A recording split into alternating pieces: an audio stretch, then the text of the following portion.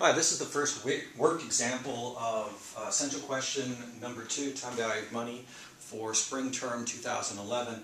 And your sheet of paper should have something that looks like this. So you have a cash flow series that has nothing in time period 0, 1, 2. And then what it does is it starts off at $4 in time period 3, increases by 2 each period till you get all the way up to 14 in time period 8. And then it drops down and is a constant series of 10 for a while. So what we're looking at here is just how to write this out in factor notation. And the first thing you should notice is you do have something that looks like a linear gradient series, but it isn't that perfect linear gradient series. You can think of it as this series of 4. It sits around right here. And stacked on top of it is a linear gradient series. So it increases by 2 here, and then it increases by 4 here, and then it increases by 6 here, and so on down the line. And then you have this separate constant series that sits right here. So what you're looking at is a constant series of 4s. So the present value is 4 equal to P if you know A, whatever the arbitrary interest rate is.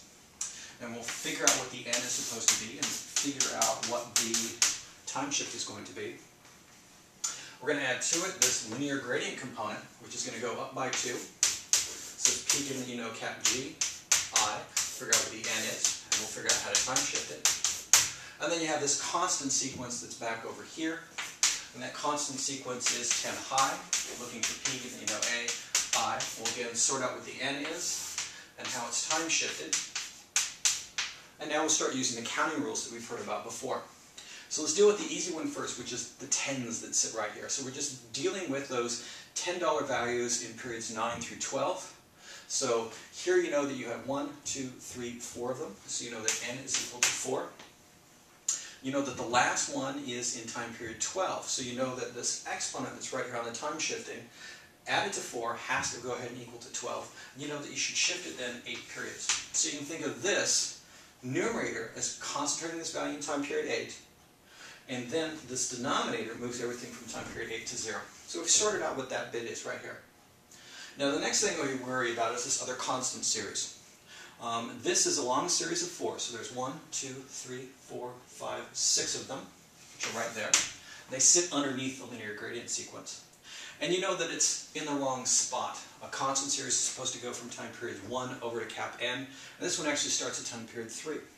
So given that this one here is 6 long, and you see its last value in time period 8, you know that this exponent here on the time shift has to be 2. And what you can see is this constant sequence that's here gets concentrated in its relative 0, which is time period 2, and then this 2 down here in the denominator bounces it back to time period 0. So again, that part's taken care of. Final bit is this linear gradient, and so you see you got a 0 here, it goes up by 2, then it goes up by 2 more, then it goes up by 2, then it goes up by 2, and so on down the line.